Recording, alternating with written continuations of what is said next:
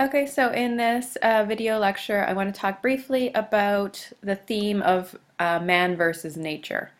So we've talked a little bit about the struggles that Pi faces in regards to his natural environment. It's largely a hostile environment, meaning that there's a lot of external struggle to survive, and it's quite a desolate, dire situation that he's in. So trapped on this small raft, the lifeboat, surrounded by a kind of hostile environment. In this case, it's the ocean, the sky, those natural elements that are not overly generous or kind to Pi. So he does face, natural environmental obstacles related to nature. So the ocean itself is vast. It diminishes, Pi's sense of self and the fact that he is so small compared to the vastness of the ocean that surrounds him. And the ocean is also full of, dangerous sea creatures, sharks, and any, creature that might do harm to him. So you have animals, you have the ocean itself, even the water could be, the salt in the water could be potentially deadly. Then you have the skies, the vastness of the skies, which Pi talks about. There's many different types of skies. Sometimes it's, friendly clouds, but then there's the hot sun that he uses to dry, his fish and whatnot. But it's also he has to protect his body, his skin from the sun and exposure. So whether it's raining or sunny, it's still potentially dangerous or deadly for Pi. So the natural world often cannot be fully conquered or controlled by man. And this is kind of a universal struggle and theme or idea that's prevalent in a lot of writing, and it's in this novel as well. So man or humanity in the struggle against nature, often man or humanity tries to conquer nature, control it, dominate it, and often fails. So you might think about examples in your own mind where literature that you've read, where some, even we can think of texts that are alluded to in this novel, such as Moby Dick, where you have a sea captain who has a whale that he wants to harpoon and kill, and it becomes an obsession to him. So it's overcoming or conquering nature. That's sort of one of the themes or ideas implied in the novel.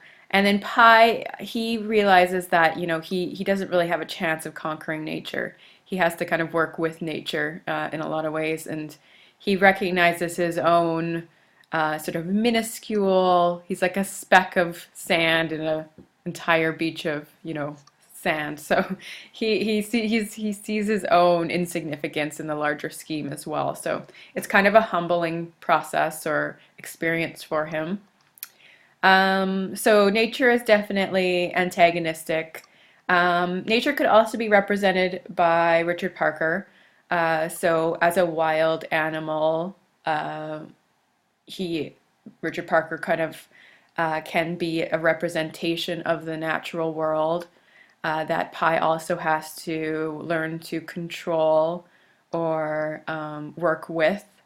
It's an obstacle or a struggle that he faces in this experience. So you have the ocean, you have the sky, but you also have Richard Parker as a kind of symbolic um, representation of a larger force of nature that Pi has to face as a challenge throughout this experience.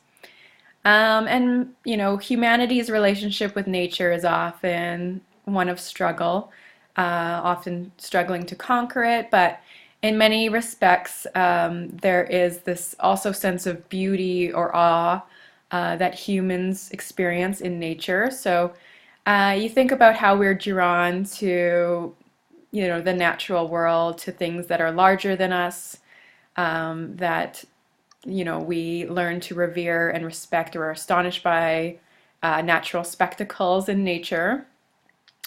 So if you think about, the Niagara Falls, if any of you have visited Niagara Falls before or seen Mount Rushmore or, um, any sort of, even the mountains, seeing the mountains for the first time or the ocean for the first time, it can sort of fill you with some conflicting feelings, right? Because if you see the ocean for the first time and it's just it's larger than you can ever imagine, right? So it's a little mind blowing and a little bit humbling because it forces us to recognize our own kind of insignificance, or it's a bit of a humbling experience to see how small we are in comparison with the vastness of the natural world. So certain poets and writers have talked about this experience of how humans sort of relate to nature. So there are sort of philosophical writers or poets, including Wordsworth, who we talked a little bit about in our discussion of the poem The Tiger. There's other philosophers like Edmund Burke who wrote about our experience of how we understand or relate to the natural world.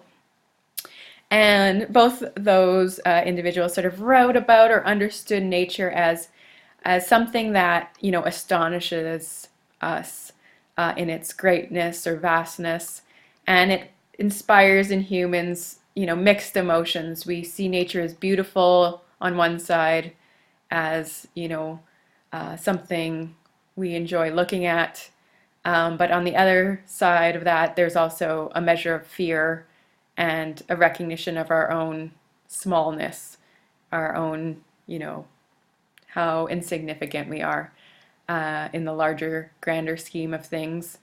It can be kind of almost a religious experience sometimes if you see a spectacle of nature that just, is mind-blowing. Because it is, if you think about, God's creation and how powerful, if you are, a believer in a higher power, then seeing something in the natural world that is, kind of, mind expanding, or it kind of gives us a reverence or a sense of awe or respect for the natural world, and that we see how powerful it is.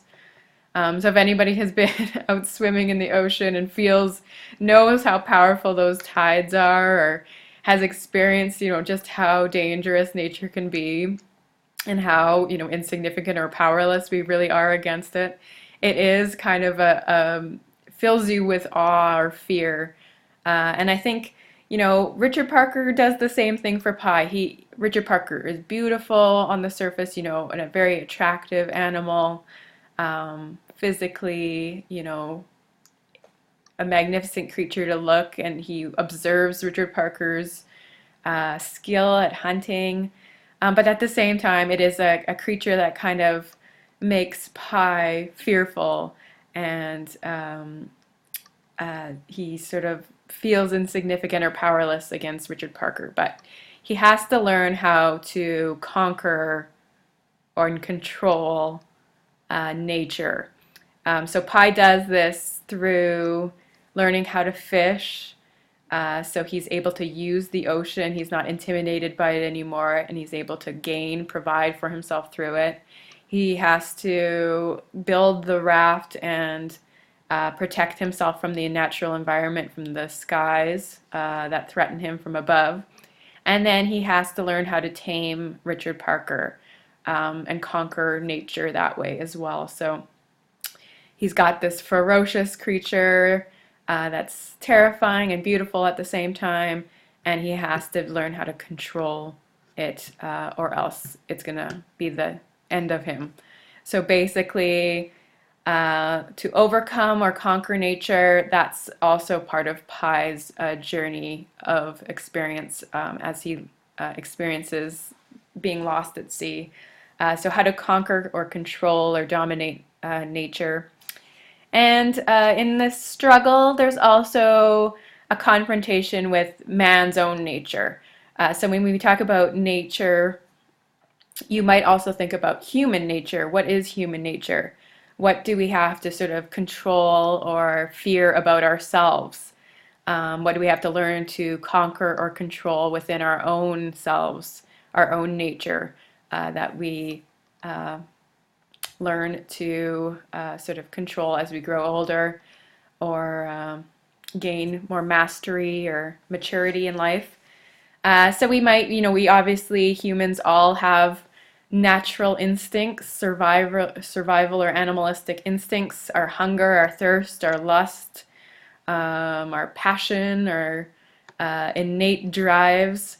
Um, Sex and food are probably the big ones, but um, you know, there are other sort of human instincts or animal instincts that we have. So a part of growing up or learning to be part of society is to overcome or be in control of some of those more baser animalistic instincts that are part of being humans.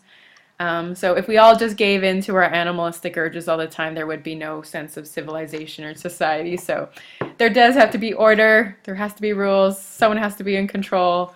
You need laws and, systems and stuff like that. So um, Pi is kind of confronted with, things in his own nature, his own instincts, his own drives, life instincts that he has to also confront and control throughout this narrative. So he has to face his own fears and confront some of the things that he's also maybe uncomfortable with about his own drive to survive. So we'll talk a little bit more of that by the end, but it's a struggle against nature, both the external and the internal as well. So the struggle against nature is, like I said, a common theme or idea that often features in literary texts. And there are literary allusions kind of buried in Life of Pi. And the first one appears on 254. It's when Pi sees an eye. He notices a large black floating object in the water, and then he realizes that it is the eye of a whale. And again, this is an experience that he sees the grandeur and beauty of the natural world, and the whale becomes a kind of symbol or representation of the natural world and how beautiful and powerful it can be. And he says, these gentle behemoths, the whales, always lifted his spirit. So he sees, some connection with the natural world as well, some kind of spiritual level to the natural world. So through nature, Pi is also connecting to a higher power, I believe. So his spiritual sense is reaffirmed when he sees nature in all its glory. And then he makes a little allusion to Moby Dick when he talks about the hunting of whales as a heinous crime. So in Moby Dick, you can sort of see a narrative where Captain Ahab, a man, tries to conquer nature, and his obsession with the white whale Moby Dick becomes a kind of, attempt to conquer, control, dominate a natural, the natural world, I guess, represented in the whale. So there's that allusion. So Pi, I think, has a little bit more reverence or respect for the natural world and his appreciation of the beauty and even the spiritual connection of the animals and nature. Another a literary allusion occurs in the same chapter, chapter 84, when he talks about seeing an albatross. So if you've read Rime of the Ancient Mariner, which is kind of sort of an epic poem by Samuel Coleridge, there is the presence of the albatross is very central to that poem. And an albatross is sort of an omen. It's supposed to bring good luck to those on a ship or vessel. So if you see this big albatross, it's usually a good sign. So an albatross could lead you towards where you want to go. But in the poem, they shoot the albatross, and it's seemingly for no reason. So it's kind of like this crime against nature to shoot the bird. And then he brings about a curse on all of the crew and shipmen who are lost at sea following this experience of shooting the bird. So there are some maybe parallels between Rime of the Ancient Mariner or Moby Dick and Life of Pi. Jan Martel's using allusion in this case. And just to define the term for you, so an allusion is any direct or indirect reference in a literary work to a person, place, object, event, or artistic work. So in this case, we have a kind of indirect reference to two artistic works. Moby Dick would be one, and Rime of the Ancient Mariner. So both of those texts also deal with this theme of man versus nature that we have in Life of Pi as well. So it could be an interesting essay if somebody wanted to, write about Rime of the Ancient Mariner and Life of Pi, see some of the parallels there. But I think these allusions to nature are just a way of sort of reiterating or reinforcing some of the larger themes or ideas in Pi's experience, so in the novel. Yeah, and just keep your eye open if you find any other interesting allusions. We're going to come across the island. I'll talk about that in the next lecture, but we can start looking for more and more kind of unusual occurrences, things almost supernatural that occur in Pi's experience.